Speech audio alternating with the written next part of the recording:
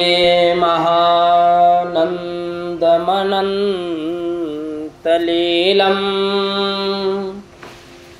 महेश्वरं सर्वविभुं महान्तं गौरीप्रियं कार्तिकविघ्नराजा समुद्भवं शङ्करमादिदेवं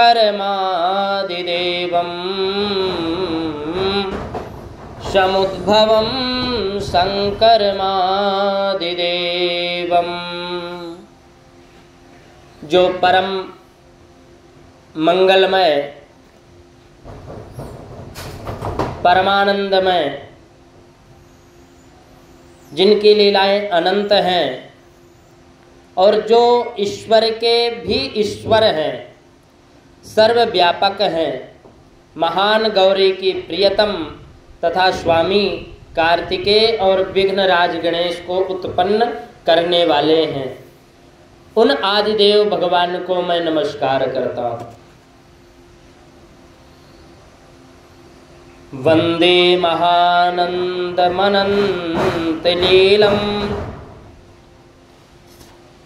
महेश्वरं सर्वविभुं महान्तं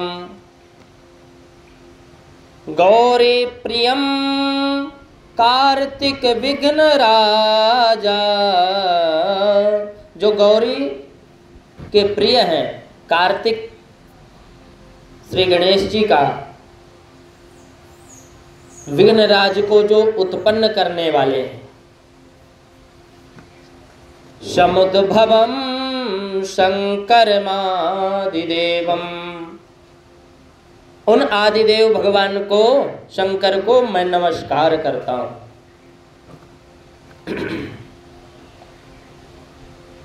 शिव महापुराण की कथा के इस क्रम में शौनक जी ने सूत जी से कहा कि हे महादेव,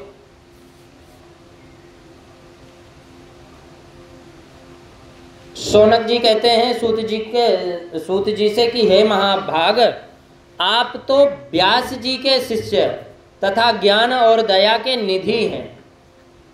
अतः अब आप शिव के उन अवतारों का वर्णन कीजिए जिनके द्वारा उन्होंने सत्पुरुषों का कल्याण किया है।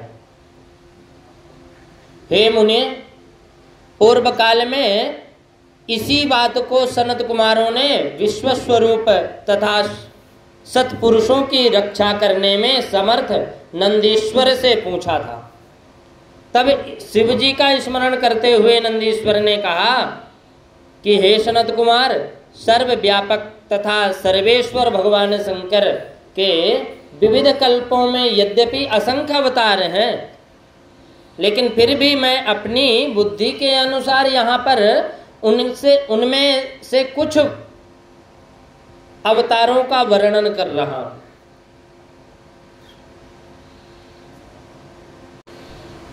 श्वेत लोहित नामक 19वें कल्प में सद्योजात अवतार हुआ।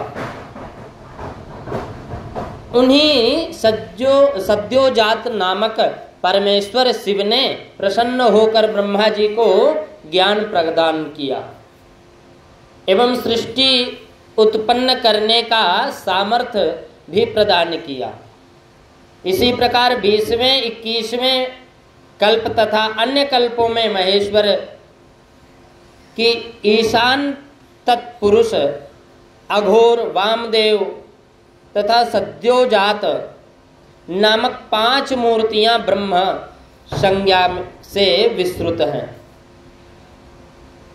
इसके साथ ही बहुत सारे अवतार हुए भगवान का।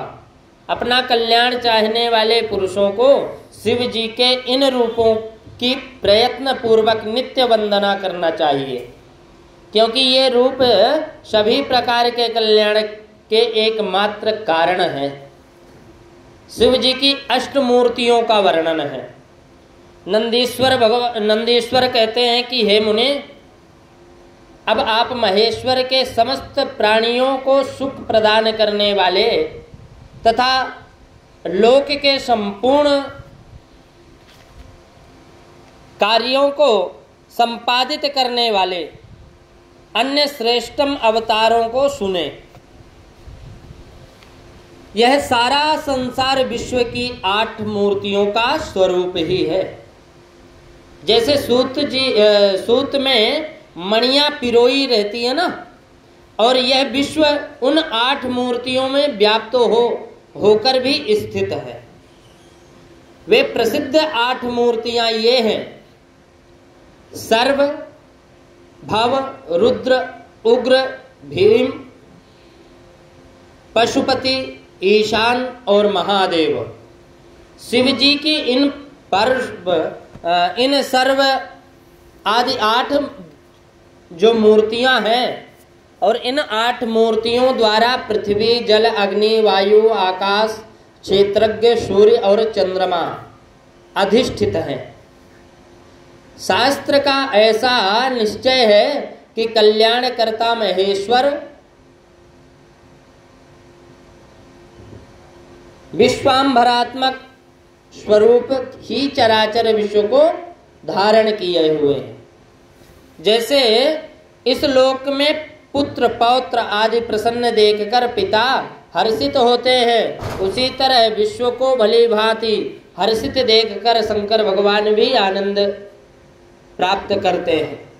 इसलिए यदि कोई किसी भी देहधारी को कष्ट देता है तो निसंदेह मानो उनसे अष्टमूर्ति शिव का ही अनिष्ट किया है।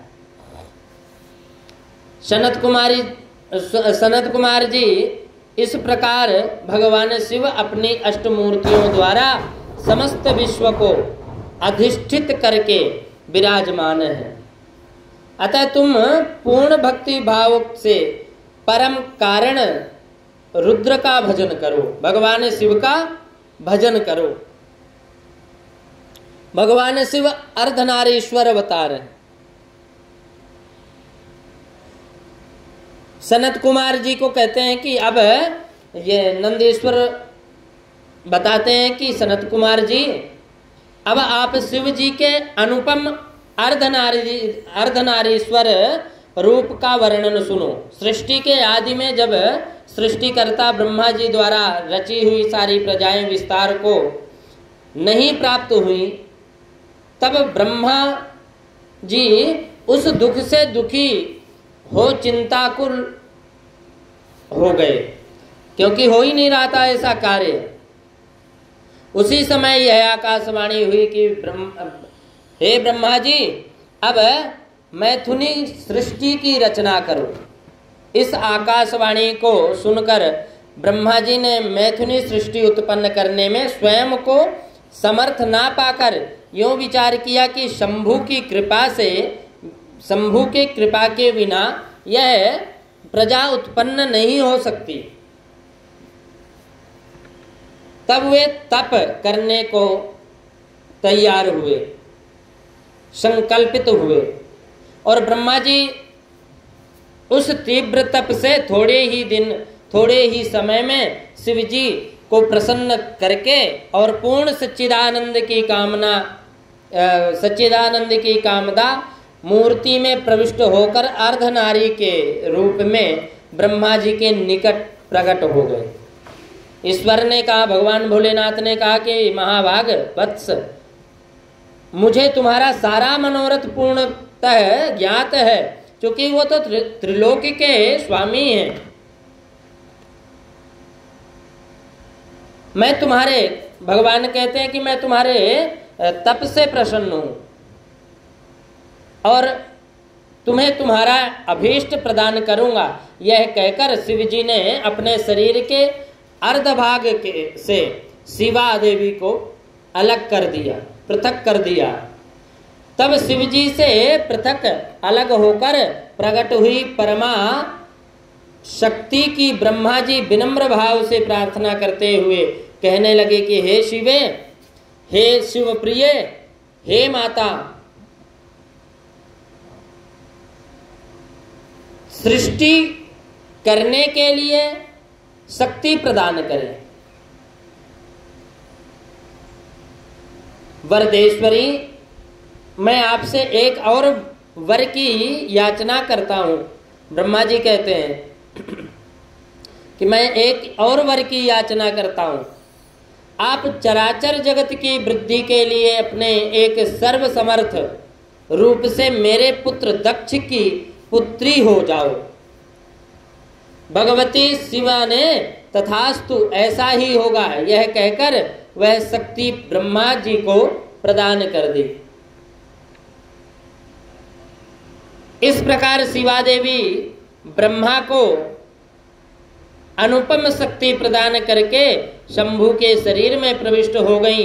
तभी से इस लोक में स्त्री भाग की कल्पना हुई और मैथुनी सृष्टि चल पड़ी और इसमें ब्रह्मा जी को महान आनंद प्राप्त हुआ।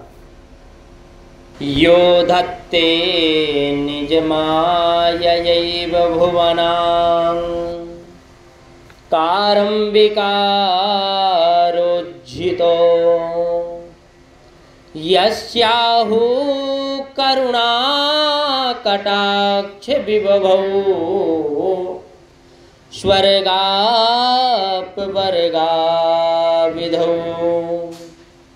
प्रत्यग्बोध सुखा द्वयं हृद सदा पश्यन्ति यं योगिनः